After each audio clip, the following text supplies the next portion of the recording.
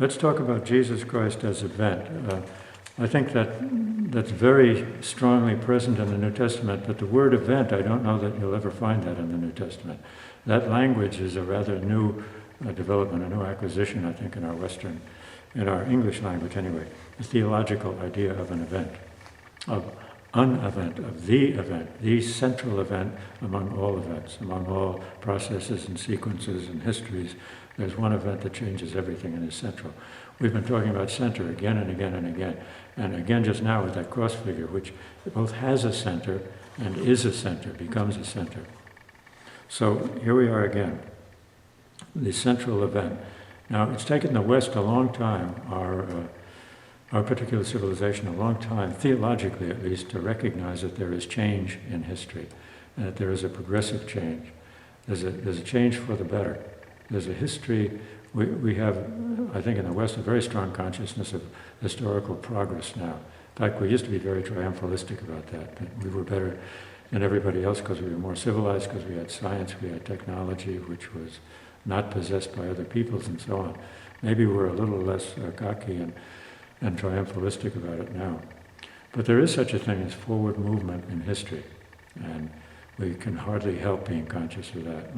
When we compare our own level of well-being, you might say, physical level of well-being and cultural and social, with that of other peoples who haven't gone through the same history.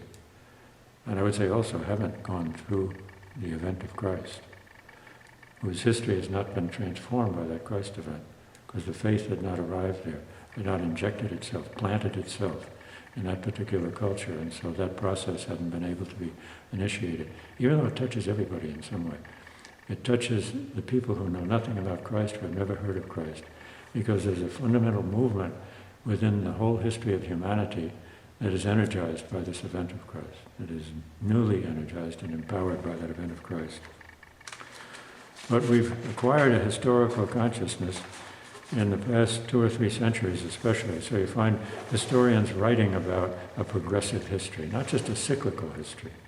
When people bring up the subject of the question of what's the relationship of Christianity to the other religions, to the Asian religions in particular, those ancient traditions of Hinduism, Hindu Vedanta, Buddhism, of Taoism, well, my simple answer is always that in Christianity something happened.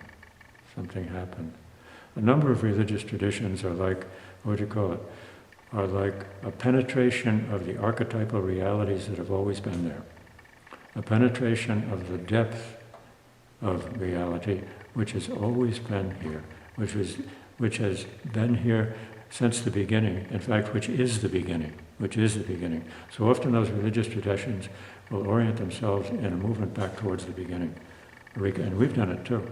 We've had this spirituality and theology of a return to paradise, okay, which I would say is still characteristically Eastern. As if, instead of moving forward in the end, we simply recover the unity and the glory, the beauty and the fullness of the beginning. But Christianity is really not doing that. Christianity is moving forward. And this is not only in the life of the individual, but also, as we learn, and Teilhard is the great prophet of this awakening, but also the whole of humanity is moving towards a goal, and we as individuals are moving towards the same goal, which he entitles the Christ Omega. The Christ Omega, not the Alpha at the beginning, but the Omega at the end. So that's a real revolution, all right? Now, to think of Christ as event is to think of the event at the beginning which energizes the whole of the following movement, the whole of that movement towards its end. If Jesus, you could say, is the seed or the seed crystal during his life and in his resurrection, the seed crystal which begins the crystallization of all of history, of all of humanity in that Christ Omega. It's not a good image because it's too static, that idea of a seed crystal. I think of him as the seed which initiates the plant, as it were, of the end, the great tree that is the Christ Omega. So theology gradually comes to recognize that, and it happens with a bang in the Second Vatican Council, where the Church begins to recognize that something is happening. Christianity is, at least Catholicism, Roman Catholicism, has an awfully hard time has had an awfully hard time facing the reality of historical progress, and therefore of the positive acquisitions and achievements of the modern West. The church had been for a long time, during the 19th century especially, very defensive about modernity and about the changes that happened there. You remember the heresy called modernism. I don't think we would use that language today, because modernity itself has somehow begun to be integrated by the church in its own vision and related, once again, to the event of Christ. But we discover, and it's an invigorating realization now, that there is a positive progress that goes on, not only in our own culture and the other cultures that somehow have been infiltrated and infused with faith in Christ and with the Holy Spirit in that sense, but in all of the human cultures, and they're being drawn together. Vatican II says at one point, and this is a remarkable statement, the separate histories of the nations and the peoples are now converging to become a single human history. The separate histories of different peoples of all the earth are being drawn together into a single history. Now, I don't know if anybody ever had that vision before, at least not in a progressive sense, okay? But a Christian can hardly prevent himself or restrain himself from finding the beginning and the power of that convergence in the event of Christ. In the event of Christ, whose body, whose risen body, whose omega body, is in the end to contain all of humanity in unity, at least all of humanity which somehow has been able to associate, to connect itself with that mystery. So, the Christ event is analogous to the Big Bang in cosmology, okay? The Big Bang, which starts everything off, and then which continues to influence the universe as the universe still expands, continues to expand from the original energy of that Big Bang, of that initial event, okay? The Christ event is analogous to that. The world continues to develop with the energy of that singular, central, initial event in its history, which changes everything and puts everything in movement towards its end in a new way, with a new energy and with a new light, and for Christians at least, with a new hope. A couple of other analogies to what I'm talking about, this event.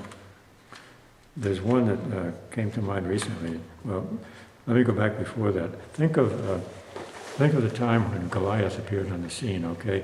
It was the Philistines, wasn't it? And Goliath, this giant, okay, who wore 200 pounds of armor or something like that, and had a sword about 8 feet long, and was really an intimidating figure, okay? So they couldn't find anybody that could fight Goliath, remember? All the Israelites were cowering in their holes and behind their animals or whatever. And then along comes David, okay? And Saul himself, the king of the Israelites, was unable to do anything about this. He didn't know what to do about it. He didn't have anybody that would go out there and face Goliath. So along comes David, okay, the shepherd boy.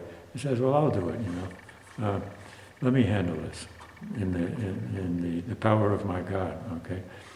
So Saul says, okay, but put my armor on. I think he was ready to sacrifice this kid, anything to stall the inevitable ending of this terrible situation. So David puts on this cumbersome armor, okay, and then he can hardly walk with the armor on, so he takes it off, throws it away, and goes out to fight Goliath practically naked, okay, with a loincloth or something on, with his sling and with 5 smooth stones.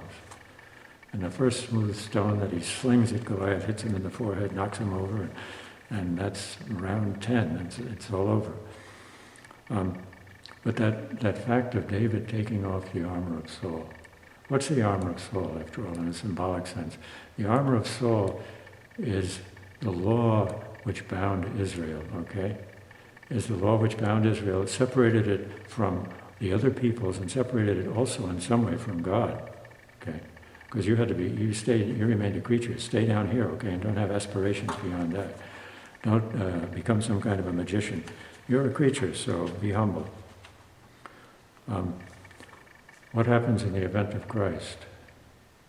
The armor of Saul, the law, is thrown off. And what do we have instead? Paul says we move from law to what? Move from law to spirit, right?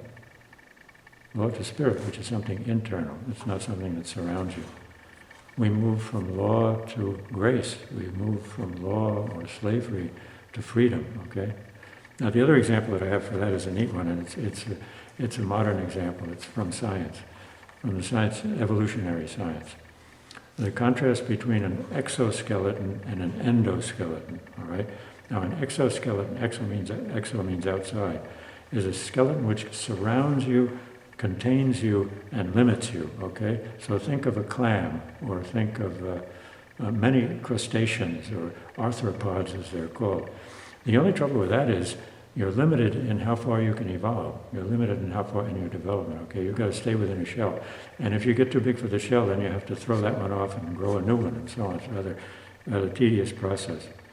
At a certain point, evolution moves beyond the exoskeleton to an endoskeleton, all right?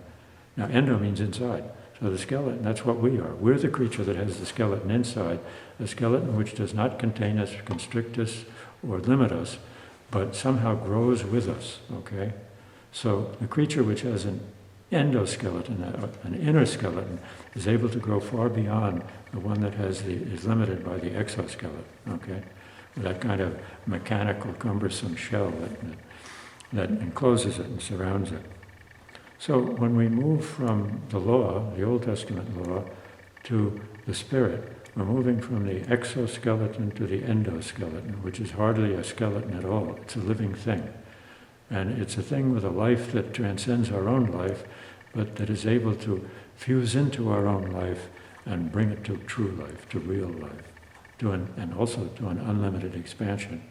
Now that's the same thing as the armor of Saul and little David finding his freedom, isn't it? David who finds the freedom of God in the spirit that's inside him and has nobody can overcome that. He's never outnumbered in that sense. And the life of David often bears that out. The peculiar, what do you call it, mercurial flexibility and agility and feeling quality of David, which makes him the one king of Israel that stands out among all the others. So Jesus is the son of David, and he introduces us to that same freedom, that same endoskeleton, to that same growth, center of growth from within. Now, what is the endoskeleton for us if we still want to think in terms of a form? It's the cross. It's the cross. It's that same quaternity that I've just been describing. The figure of four poles of two axes, the vertical and the horizontal, of the great commandment of love of God and love of your neighbor. It's all of that. It's the DNA of our Christianity, which turns out to be simply the DNA of our humanity, I think, carried to a new power, carried to its true, what would you call it, potential. So perhaps that's enough of that, but you get the idea of the power of this event of Christ and how it changes everything, and how the change which it makes is a change of an exhilarating change, an exhilarating liberation into a new life which somehow is free, and which, instead of being separated by a wall from God and from other human beings and from I suppose you'd say the material world itself, is now an open center.